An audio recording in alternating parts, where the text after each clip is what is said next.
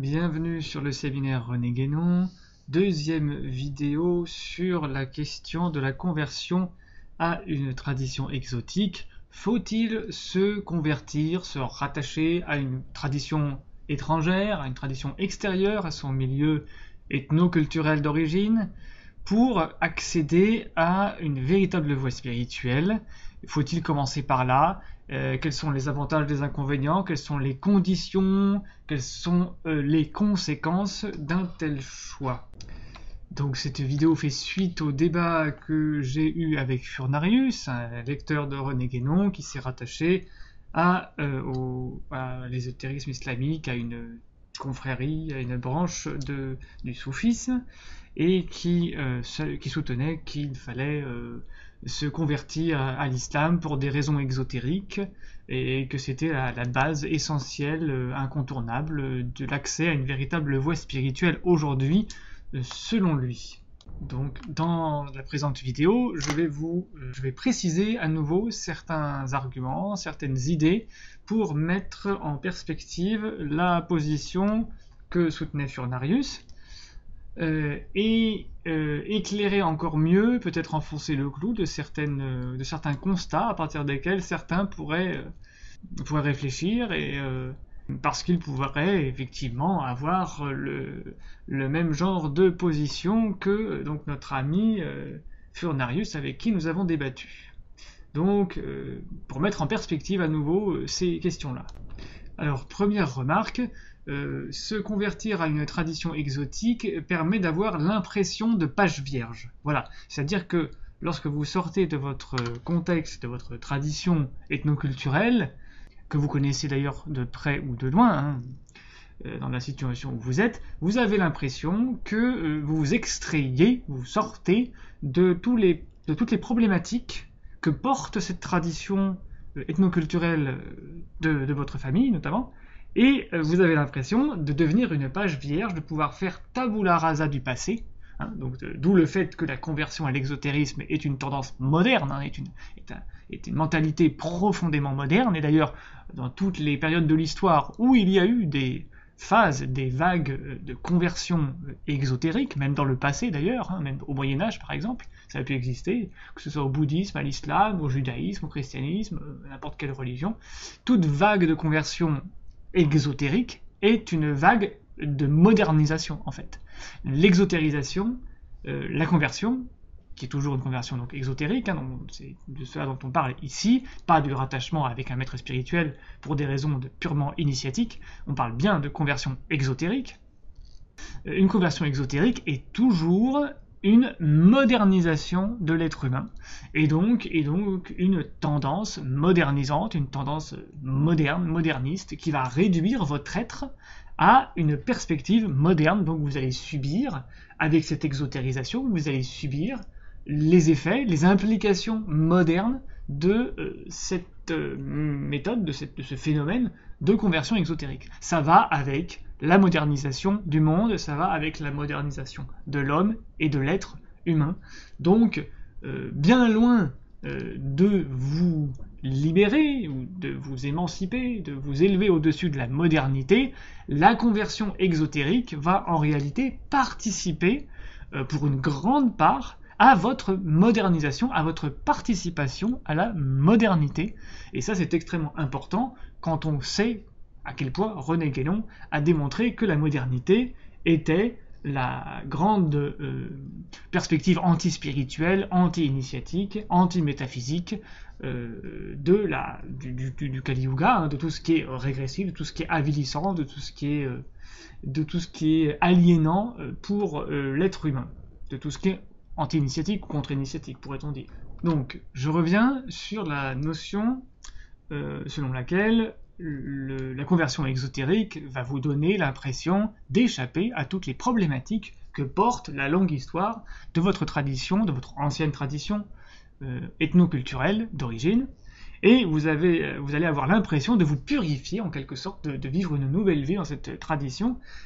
L'impression d'un passage à un exotérisme exotique va vous dépayser, en quelque sorte. Hein. C'est une sorte de dépaysement culturel, religieux, mental. Et ce dépaysement culturel, religieux et mental va vous donner l'impression que vous êtes tout pur, que vous êtes un nouveau-né dans cette nouvelle tradition, et que vous êtes une page blanche, une page vierge, et que vous n'avez plus à porter tout le poids des problèmes bon, imaginons que vous venez de l'église catholique romaine, et vous allez pouvoir oublier l'Inquisition, la colonisation, les croisades, toutes les compromissions de l'église catholique romaine, les problèmes de pédophilie de l'église catholique romaine, etc., etc. Et vous avez l'impression que tous ces problèmes-là sont derrière vous, vous n'avez plus à les soutenir, donc ça va vous donner une charge mentale, ça va vous enlever, ça va vous libérer de cette charge mentale, parce que c'est effectivement, quand on est dans une religion qui porte le poids de problématiques assez graves, disons par exemple aujourd'hui la pédocriminalité, ce qu'on appelle vulgairement la pédophilie, qu'on devrait appeler la pédomanie ou la pédocriminalité, eh bien vous avez l'impression voilà, que quand vous sortez de cette tradition, vous ne portez plus le poids de cette problématique. Donc, vous avez l'impression en fait, vous avez l'impression que ce problème n'existe plus en réalité. Hein, voilà. C'est-à-dire que terminer la pédocriminalité, terminer les croisades, terminer la colonisation dans laquelle s'est compromise l'Église catholique romaine, souvent. Terminer aussi, en ce qui concerne Guénon, l'ésotérisme, le christianisme, terminer la contradiction des problématiques qui subsistent dans le christianisme avec la notion d'ésotérisme au sens islamique ou au sens oriental, où par exemple dans l'islam il y a les tariqas, des confréries soufis qui pratiquent un ésotérisme en parallèle de l'exotérisme, alors que ça n'existe pas dans le christianisme, donc les gens qui voudraient absolument avoir une tariqa ou une confrérie spécifiquement ésotérique ne pourraient pas trouver ce genre de choses exactement sous cette forme-là dans le christianisme, et donc René Guénon ayant dit que cette forme ne peut pas exister dans le christianisme, eh bien parce que les christianismes ayant été exotériques à l'origine, ayant été ésotériques, à l'origine, et s'étant exotérisé presque intégralement, eh bien, il n'y aurait plus d'ésotérisme chrétien à proprement parler, et donc, voilà, vous n'avez plus... cette problématique se trouve totalement résolue, vous passez à l'islam, ou vous passez, je ne sais pas, au bouddhisme, au taoïsme, ou que sais-je, ou au yoga, et puis voilà, terminé, vous n'êtes plus dans le christianisme, donc cette question est résolue, voilà, voilà. Ça vous permet de trancher la question et de croire que cette question est résolue, alors qu'en fait, elle n'est pas du tout résolue. C'est-à-dire que vous croyez avoir résolu ces problèmes, mais en fait, ces problèmes, ça ne les a pas du tout résolus. Le christianisme a toujours porté des problèmes de colonisation, impérialisme, etc. Mais en fait, comme toutes les religions, c'est-à-dire que vous croyez, celui qui se convertit croit pouvoir arriver sur une page blanche, hein, sur une tradition toute pure, mais en fait, la tradition dans laquelle il arrive, eh bien, a rigoureusement les mêmes défauts, et la même histoire, et les mêmes problèmes, les mêmes déviances dans son histoire que la tradition que vous quittez, que votre tradition ethnoculturelle, simplement, comme vous ne les connaissez pas, puisque vous n'avez pas étudié, que vous n'avez pas porté l'histoire de cette tradition exotique, puisque précisément elle a été portée par d'autres, et bien vous avez l'impression que ces problèmes n'existent pas. Donc en fait c'est une illusion, hein, l'illusion du converti, c'est l'illusion de celui qui croit, parce qu'il se convertit à une tradition exotique qu'il connaît forcément très peu, hein, dont il n'a pas porté les problématiques. Hein. Il croit que les problèmes qui existent dans sa tradition originelle ethnoculturellement, eh bien, n'existe pas. En fait, si, il y a exactement les mêmes problèmes, exactement, simplement sous d'autres formes, et voilà, dans d'autres modalités. Donc, on trouve prenons l'exemple de l'islam, et ben on trouve dans l'islam exactement la même chose que la colonisation, voire peut-être même pire, mais on va dire que c'est exactement la même chose que dans le christianisme, ce qu'on appelle le christianisme, les pays chrétiens qui ont colonisé le monde. On trouve exactement la même chose dans les pays musulmans. La pédophilie, alors là, par exemple, la pédophilie, il est prouvé qu'on la trouve partout, hein, qu'on soit athée, qu'on soit chrétien, qu'on soit autre, qu'on soit juif, qu'on soit hindou, qu'on soit bouddhiste, qu'on soit n'importe quoi. Il y a de la pédophilie partout, hein, il y a de la pédocriminalité partout, puisque c'est une tendance humaine, c'est une maladie qui existe partout. Donc ce problème est partout en réalité. Donc vous croyez avoir fui, hein, celui qui est sorti de sa tradition pour embrasser une autre tradition par une conversion religieuse, croit avoir abandonné les problèmes, alors qu'en fait ces problèmes existent tout autant dans la nouvelle tradition à laquelle il s'agrège. C'est donc une illusion, quoi. C'est donc il y a vraiment un rôle important que prend l'illusion dans le phénomène de la conversion religieuse. Donc la conversion exotique vous donne l'impression d'arriver dans un milieu tout nouveau dans lequel les problèmes n'existeraient pas.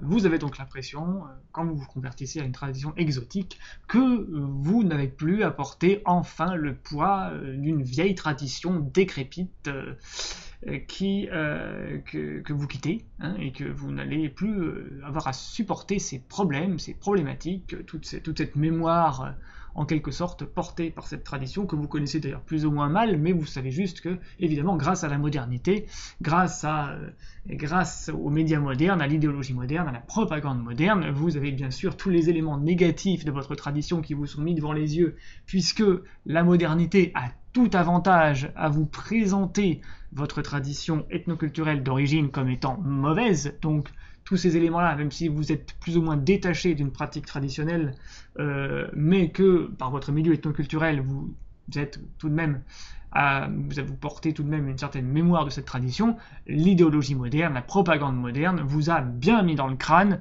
tout ce qui est négatif dans cette tradition, par exemple colonialisme, esclavage, ce genre de choses, qui ne sont pas d'ailleurs fausses, hein, mais c'est juste que la propagande moderne va bien vous les apprendre, tandis que vous n'apprenez pas, bien évidemment, toute la doctrine traditionnelle. Si vous n'êtes pas tellement allé à l'église, si vous n'êtes pas tellement allé donc si vous n'avez pas été formé dans votre enfance et votre adolescence dans la tradition ethnoculturelle de votre famille, eh bien, du coup, vous ne connaissez que les mauvais aspects de cette tradition, ce qui vous donne un biais mental extrêmement puissant, qui va vous guider vers une tradition étrangère, où vous avez l'impression que tous ces problèmes n'existent pas, puisque la propagande vous a appris en quelque sorte que tous ces problèmes, esclavage, colonisation, impérialisme, tyrannie de l'Église catholique, qui a brimé, par exemple, pendant l'époque des Lumières, on n'avait pas le droit de dire ce qu'on pensait à cause de l'Église catholique, etc., ce genre de choses,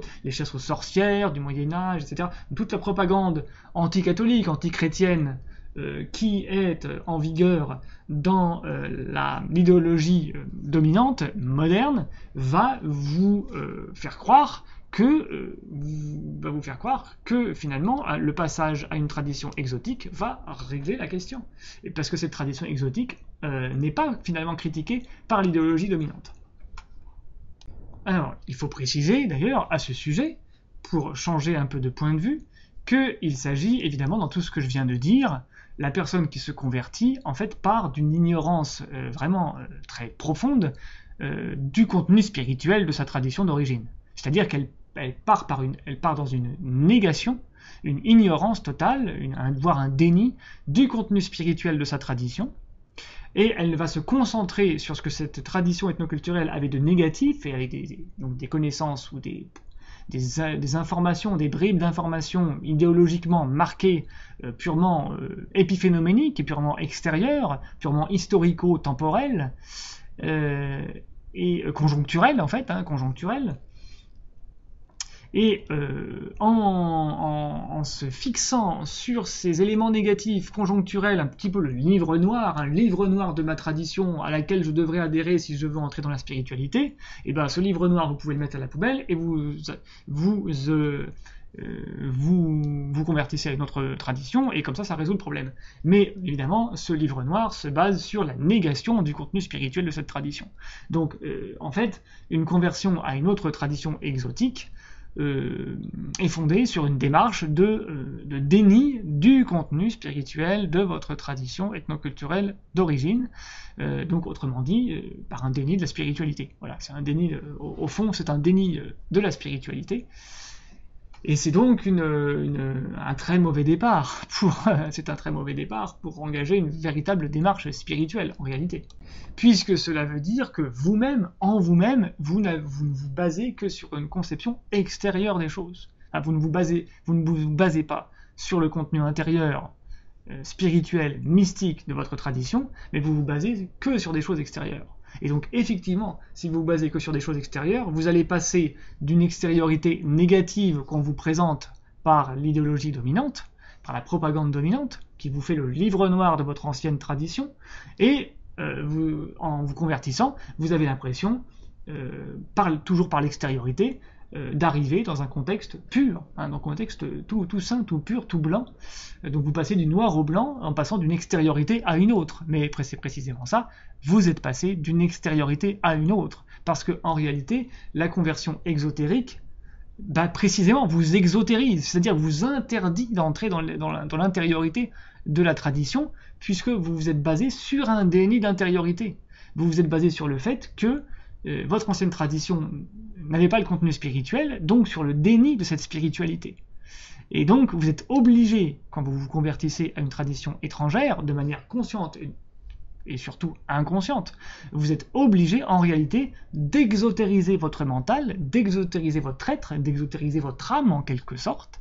Le converti s'exotérise, il devient une sorte d'âme exotérique, d'âme extérieure, qui est en quelque sorte s'ampute de ses capacités ésotériques, de ses capacités à approfondir la spiritualité. Puisque si elle s'était basée sur ses capacités à approfondir une spiritualité intérieure, elle aurait appliqué cette qualification, cette qualité à intérioriser, à approfondir dans le contenu intérieur d'une tradition, elle l'aurait appliqué à sa tradition originelle. Voilà, aux données originelles fournies par la Providence dans son inscription dans une ethnoculture originelle. Voilà. Si on s'intéresse par exemple à l'idée que votre tradition ethnoculturelle d'origine, a priori le christianisme, elle vous dégoûte un petit peu, par exemple, à cause de l'immixtion de l'Église romaine dans la politique. Voilà, dans la politique. Et imaginons que vous ayez l'impression, que vous ayez comme opinion que si vous partiez par exemple dans le bouddhisme, sortons un peu du problème de l'islam, mais imaginons que vous allez dans le bouddhisme, et puis vous avez l'impression que vous pouvez échapper à cette déviance qui conduit certaines traditions à s'immiscer dans la politique avec des compromissions régressives, avilissantes, vraiment très compromettantes, et dans le bouddhisme, vous avez ce bouddhisme occidentalisé, vous avez l'impression que le bouddhisme est en quelque sorte un apesanteur sur le monde, et voilà, on médite et on s'intéresse aux enseignements du Bouddha, voilà, on n'a pas à porter ce poids de toute cette église chrétienne, voilà, qui a fait tant de mal en Occident, etc. Et après dans les colonies. Et quand vous convertissez au bouddhisme, vous allez dans un dojo, vous allez méditer dans un temple bouddhiste, vous allez méditer, vous n'avez plus à vous inquiéter de porter une tradition qui a fait ce colonialisme, etc., ces conversions de force, etc., cette tyrannie, voilà. Et pas d'émission dans la politique, par exemple. Eh bien, aujourd'hui, qu'est-ce qu'on voit, et qu'est-ce qui a existé dans plusieurs époques de la tradition bouddhiste? On voit aujourd'hui en Birmanie, vous avez un mouvement extrêmement puissant de moines bouddhistes qui s'allient totalement à la junte militaire pour définir une identité raciale, nationale et religieuse à la Birmanie. Donc en cautionnant, par exemple, les exactions, en cautionnant de manière plus ou moins directe les exactions commises contre, par exemple, les musulmans, certaines tribus musulmanes qui existent en Birmanie. Donc, en réalité, il faut bien prendre conscience que dans toute tradition, vous retrouvez les mêmes problèmes. Vous retrouvez les mêmes problèmes. Donc, quand vous quittez une tradition votre tradition ethnoculturelle d'origine, dans laquelle vous trouvez qu'il y a trop de problèmes et qu'elle vous débecte en quelque sorte, qu'elle ne vous attire pas pour entrer dans une démarche d'engagement spirituel, et vous croyez qu'une tradition exotique va vous permettent de le faire sans ces problèmes-là, et bien c'est une pure illusion, puisque dans la tradition exotique dans laquelle vous entrez, il y a exactement les mêmes problèmes. Mais exactement, rigoureusement, totalement, simplement sous d'autres formes, avec d'autres temporalités, d'autres modalités, mais exactement les mêmes problèmes. Donc si vous partez d'une tradition qui n'a, par exemple, vous croyez qu'elle n'a pas d'ésotérisme, et vous allez dans une tradition et vous croyez qu'elle a un ésotérisme, et ben c'est une illusion, puisque déjà vous vous exotérisez, donc vous êtes incapable de voir l'ésotérisme dans la tradition dans laquelle vous entrez, puisque vous avez ignoré l'ésotérisme de la tradition que vous avez quitté en vous fixant sur l'exotérisme de cette tradition. Vous n'avez pas essayé d'entrer dans l'ésotérisme. Et c'est ce refus de l'ésotérisme, de cette tradition, de ce message intérieur, spirituel de la tradition que vous voulez quitter, c'est ce déni qui vous a amené à vous convertir. Donc, ce n'est pas vous avez donc montré que vous n'étiez pas qualifié pour entrer dans le message intérieur d'une tradition, et de la même manière que vous n'étiez pas capable de voir le message intérieur de votre tradition ethnoculturelle d'origine, vous ne serez pas davantage capable d'entrer dans le message intérieur de la tradition exotique à laquelle vous vous convertissez. Voilà. Il faut que ce soit extrêmement clair, ce n'est que pure logique. Et vous allez retrouver exactement les mêmes problèmes, comme je le dis, c'est assez important à prendre en compte. Vous allez vous retrouver dans les mêmes problèmes.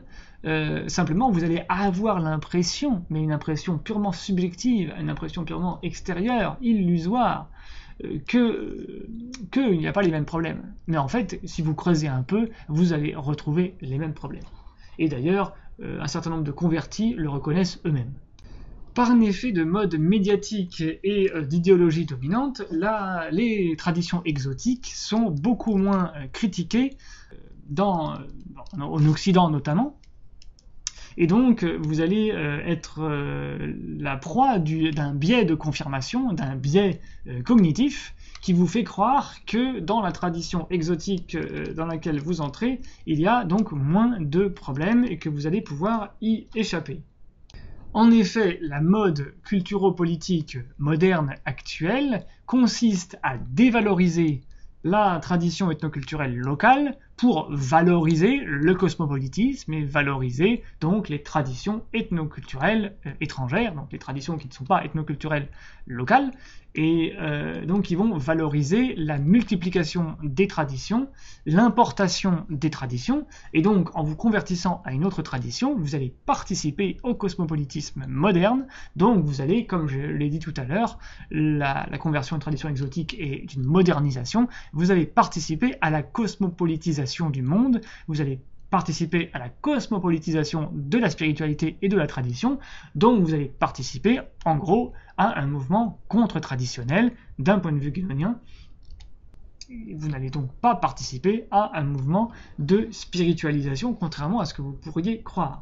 Pour ne prendre qu'un exemple assez significatif, si vous regardez par exemple la chaîne Arte, où vous trouvez un très grand nombre de documentaires, c'est une chaîne qui produit beaucoup de documentaires sur tous les sujets, sur la vie dans les pays étrangers, sur la vie un peu partout, qui essaie d'avoir un point de vue un peu anthropologique, plus ou moins anthropologique sur l'humain, sur les traditions, sur les histoires de tous les pays du monde. Eh bien, vous prenez tous les documentaires Arte qui concernent la tradition, qui concernent la spiritualité, la religion, et vous allez vous rendre compte que si vous regardez à peu près tous les documentaires Arte qui concernent de près ou de loin les traditions, eh bien, toutes les traditions étrangères au christianisme sont incroyablement valorisées, justifiées, légitimées, y compris les traditions islamiques, bien sûr, bouddhistes, hindouistes, locales, animistes, toutes les traditions étrangères sont incroyablement valorisées, tandis que le christianisme n'existe quasiment pas. Vous allez trouver extrêmement peu de documentaires sur le christianisme et sur la légitimité du christianisme. Après, la manière dont sont présentées les traditions va être extrêmement donc biaisée.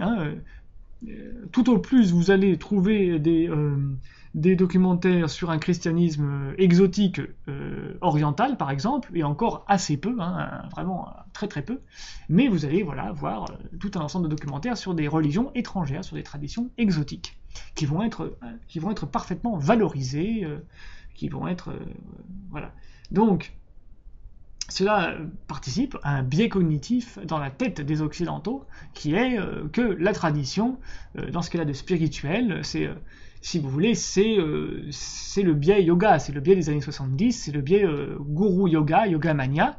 Ce qui était les traditions exotiques étrangères sont cool, les traditions, nos traditions, notre christianisme, il est poussiéreux, il est lourd, il est plein de problèmes, toute une histoire, voilà, une histoire noire, hein, une légende noire du christianisme, tandis que voilà, le yoga, l'islam, le soufisme, tout ça c'est pur, c'est beau, ça sent les épices, voilà, ça sent bon, et puis on a l'impression que les gens qui portent cette tradition, que ce soit le yoga, le bouddhisme, l'islam, le soufi par exemple, en Occident, ah bah c'est sûr que c'est pas des personnes qui portent une histoire militaire, hein, puisqu'ils sont pas venus avec leurs armes. Hein. Il n'y a pas de roi bouddhiste qui est venu en France avec ses armes, il n'y a pas d'émir musulman qui soit venu avec ses armes en France, il n'y a pas de guerrier kshatriya hindou qui soit venu avec ses armes en France. Donc c'est sûr qu'il n'y a pas l'aspect militaire, il n'y a pas l'aspect menace. Évidemment, puisque c'est des personnes qui sont venues par le cosmopolitisme économique en France, qui vous donnent une illusion de pacifisme. Il y a une illusion de pacifisme. Vous croyez que ce sont des traditions pacifiques, parce que à cause du biais cosmopolitiste. Donc vous voyez qu'il y a toute une analyse à faire, il y a toute une prise de conscience. Vous croyez que le christianisme est hostile et militaire, hein, les croisades, l'impérialisme, les colonisations, la brimade de tous les hérétiques, hein, qui est toutes ces choses qui ont existé, bien sûr. Et vous croyez que l'islam, le bouddhisme, tout ça, en France, c'est du pacifisme. Donc vous allez pouvoir vous convertir à une religion avec une totale impression de pacifisme. Mais c'est une illusion totale. Il y a tout autant de guerres, de massacres, d'atrocités commises dans l'islam, commises dans le judaïsme, commises dans l'hindouisme, commises dans le bouddhisme, commises dans les animismes, de tous les animismes que vous pouvez trouver. Voilà. Vous prenez Genghis Khan et Kubilai Khan, les cours des grands Khans, c'était des massacreurs à n'en plus finir, et chez eux, vous aviez l'islam, vous aviez une variété de christianisme, vous aviez de l'hindouisme, vous aviez du bouddhisme, vous aviez de l'animisme aussi, tout l'animisme tibétain, enfin l'animisme, cette zone d'Asie centrale, les chamans, le chamanisme, tout ça, mais ça n'empêchait pas tous ces gens-là qui appartenaient à ces diverses traditions de massacrer, de violer, à n'en plus finir, évidemment, c'est connu tous les massacres commis par ces... Donc voilà, l'illusion de pacifisme, voilà, c'est extrêmement important, ça va vous donner un biais mental où le yoga, bouddhisme, c'est pacifisme, mais pas du tout.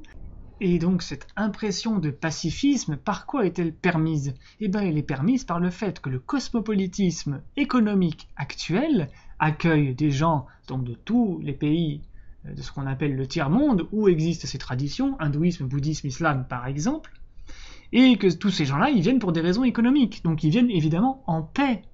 Mais ça, en fait, c'est un biais capitaliste. C'est par capitalisme que vous croyez que la religion à laquelle vous vous agrégez est pacifiste. Donc vous croyez vous agréger à l'islam, mais vous n'aurez pas à faire le djihad dans le sens de prendre les armes pour votre émir local, pour un roi musulman, pour un calife musulman, un calife temporel musulman. Vous avez l'impression de faire du yoga, mais sans avoir besoin de prendre les armes pour un maharaja hindou et de massacrer les gens pour des raisons militaires. Vous avez l'impression de pouvoir être bouddhiste, mais sans prendre les armes pour un roi bouddhiste, etc. Mais c'est un biais cosmopolitiste. En réalité, toute tradition est liée à une militarisation. Et puisque vous avez adhéré à une tradition pour des raisons exotériques, et non pas pour des raisons ésotériques, eh bien en réalité, vous avez adhéré à un système qui est consubstantiel à l'armée, au meurtre, à la militarisation, puisque le côté exotérique d'une tradition est le côté qui doit assumer une partie du pouvoir temporel, donc de l'armée, donc de devoir prendre les armes à un moment ou à un autre. La dimension d'une tradition spirituelle dans laquelle on est en quelque sorte au-delà de la prise d'armes de perspective militaire, de la perspective de justice, ou d'armée, ou de meurtre, donc de tous ces genres de l'usage de la violence, c'est la perspective ésotérique.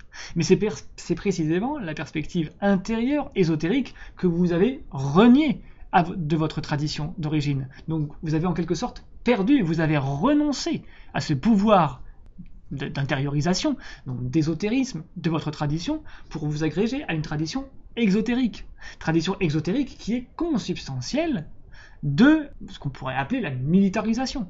Donc, c'est une illusion totale que de croire que de vous convertir à une tradition étrangère, vous allez échapper par essence au côté militaire ou aux différentes exactions militaires de votre tradition ethnoculturelle originelle théorique, par exemple le catholicisme romain, qui a vécu une histoire militaire, évidemment. Même les papes, au bout d'un moment, il a pris des armes. Il y a eu des papes armés qui ont été jusque-là, puisqu'il y a des papes qui ont été chefs d'État, roi d'un État pontifical.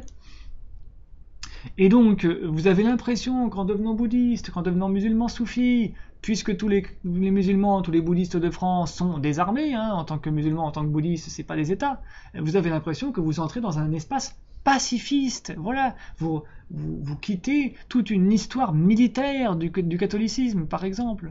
Mais c'est une illusion totale, puisque c'est pour des raisons cosmopolitistes, capitalistes, économiques, matérialistes, modernisantes, que ces traditions existent en France.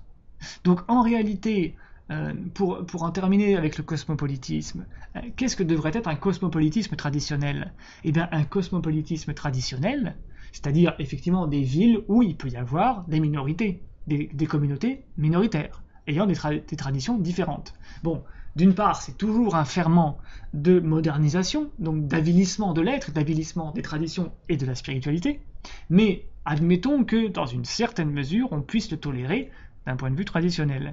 Et on ne le tolère qu'en l'absence totale de tout mouvement de conversion.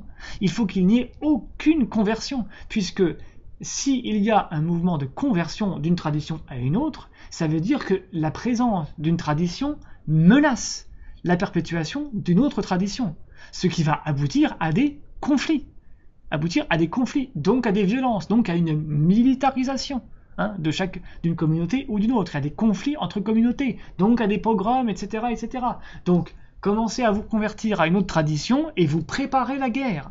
D'ailleurs, c'est une guerre, c'est un acte de guerre, c'est un acte de transfuge, puisque d'un point de vue exotérique, sur un plan ésotérique, c'est tout à fait différent, puisque sur un plan ésotérique, vous vous rattachez à un maître spirituel qui est totalement détaché des problématiques, qui doit être détaché de toute problématique politique. Mais si vous vous intégrez à une tradition pour des raisons exotériques, qui dit exotérisme dit raison politique. Donc vous allez aboutir à un positionnement politique. Donc la personne qui se convertit à l'islam, imaginons qu'un jour il y ait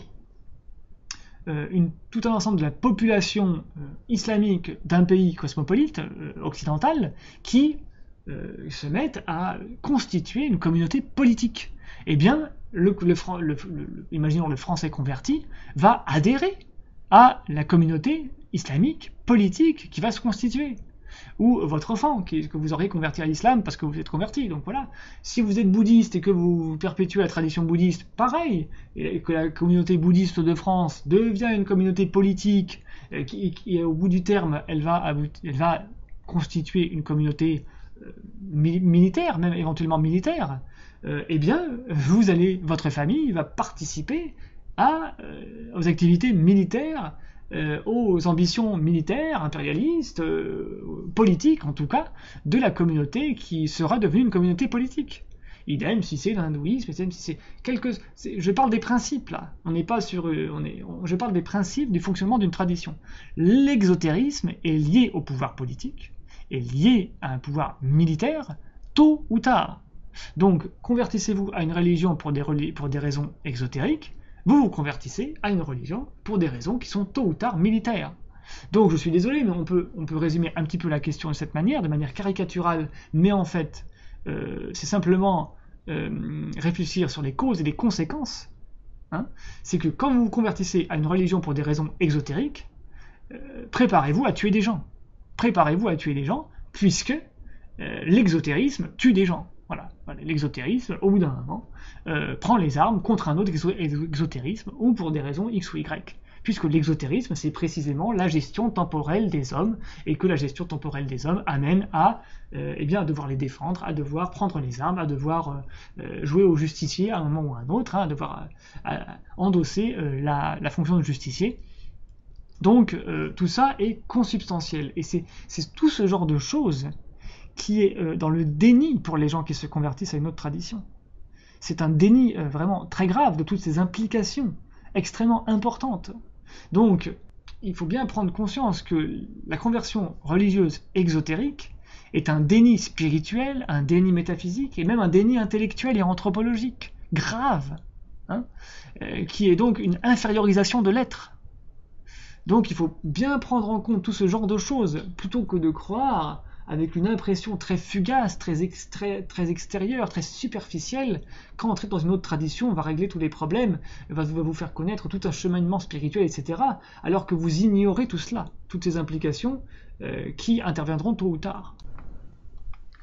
Donc le converti est la proie de ce qu'on pourrait appeler un biais de conversion, c'est-à-dire qu'il va être aveugle pendant toute une période, qui peut être d'ailleurs plus ou moins longue, qui peut être parfois très longue, pour des raisons après psychologiques, on ne veut pas se dédire d'un engagement qu'on a fait, notamment un engagement qui nous coupe d'une certaine chose. Donc le converti va être la proie d'un biais de ce qu'on peut appeler un biais de conversion, qui consiste à ne voir que ce qui est positif dans la situation qu'on a désormais choisie et qui nous coupe d'une identité précédente. Et ensuite, le converti va chercher toutes les confirmations, il va être la proie d'un biais de confirmation permanent. J'ai fait le bon choix, j'ai fait le bon choix, j'ai fait le bon choix, j'ai fait le bon choix, j'ai forcément fait le bon choix, j'ai forcément fait le bon choix, et il va ne voir le monde, que sous cet aspect. Donc, il va être aveugle à tout ce qui est négatif dans la tradition dans laquelle il entre. Parce qu'il a besoin de cette positivité qui s'oppose à la négativité des éléments lourds, des éléments négatifs, des éléments obscurs ou des éléments plus difficiles à gérer de cette tradition ethnoculturelle d'origine. Ce qui va donc peut lui donner un avantage psychique temporaire dans donc cette phase de conversion exotique. Si on prend l'exemple de la conversion à l'islam, qui est un cas relativement courant en France, la conversion à l'islam, y compris avec une intention de se rattacher au soufisme, mais une intention qui est d'abord dirigée dans une conversion exotérique à l'islam exotérique, eh bien, le converti pense pouvoir se détacher d'une tradition, par exemple catholique romaine, qui a permis, par exemple, l'esclavage de la traite négrière, ce qu'on appelle la traite atlantique, la traite négrière au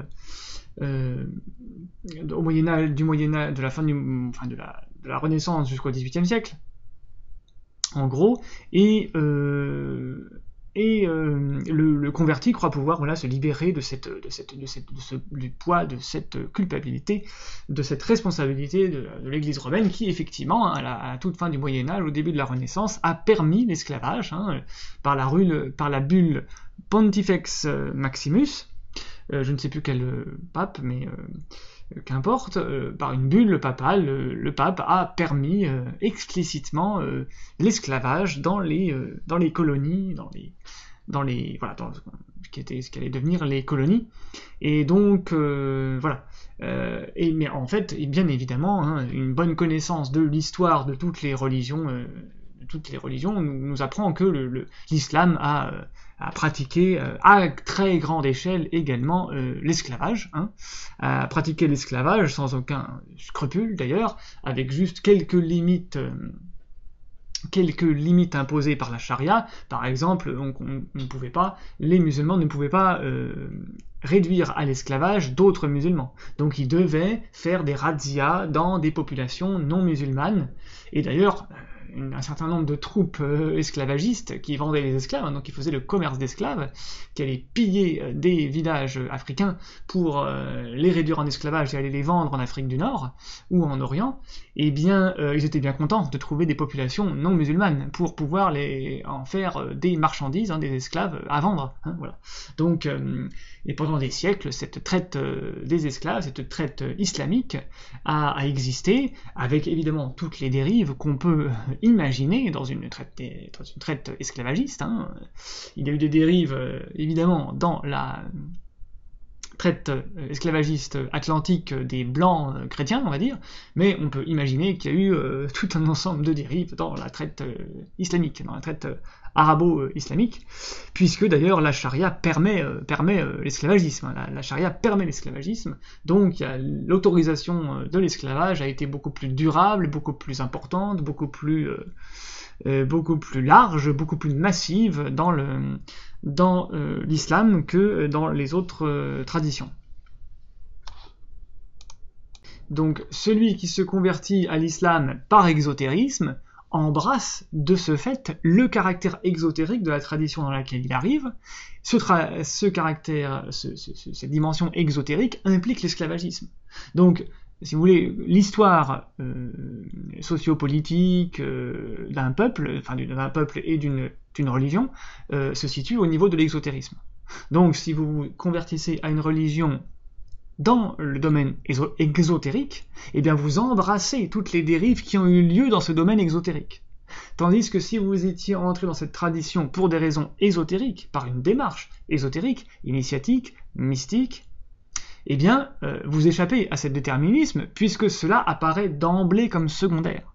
Mais si votre conversion est exotérique, les dérives exotériques ne sont pas secondaires, elles sont primaires, donc vous les embrassez, vous les cautionnez, vous les autorisez, vous les acceptez telles quelles.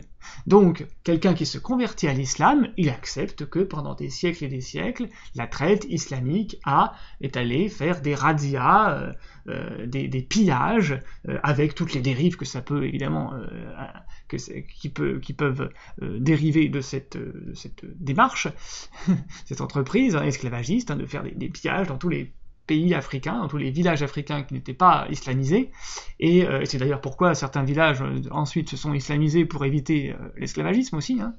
Donc les Touaregs, les Peuls, ensuite le Mali, etc., le Niger, voilà, tous les pays qui se sont islamisés, le Sénégal se sont islamisés forcément en partie pour éviter d'être la proie des esclavagistes. Hein. Bon.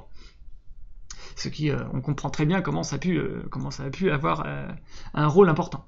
Donc, celui qui se convertit à l'islam exotérique, par exotérisme, embrasse toute cette histoire qui se situe dans le domaine exotérique. Voilà, il l'embrasse. Voilà. C'est très, très important à prendre en compte.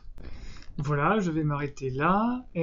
J'espère que ces quelques éléments permettent à ceux qui réfléchissent à la question de mieux méditer toutes les implications, d'avoir le point de vue le plus spirituel possible, le plus métaphysique possible, le point de vue que René Guénon appelle initiatique, métaphysique. Je vous rappelle que vous pouvez soutenir mon travail par des dons sur Tipeee, et que nous avons constitué un Discord, c'est-à-dire sur la plateforme d'échange qui s'appelle Discord. Nous disposons d'un petit serveur avec quelques dizaines de membres qui discutent et qui dialoguent, et plateforme sur laquelle nous organisons parfois des petites discussions du soir, et sur laquelle nous enregistrons parfois un débat, comme celui avec Furnarius, notre ami Furnarius. Donc pour avoir accès au Discord, envoyez-moi un courriel, ou bien faites un don sur Tipeee, et par retour d'échange, je vous enverrai le lien vous permettant d'accéder à la plateforme Discord pour accéder à toutes nos discussions et à toutes les informations et à tous les échanges d'informations et de documents aussi que nous montons en place sur ce serveur. Ce serveur.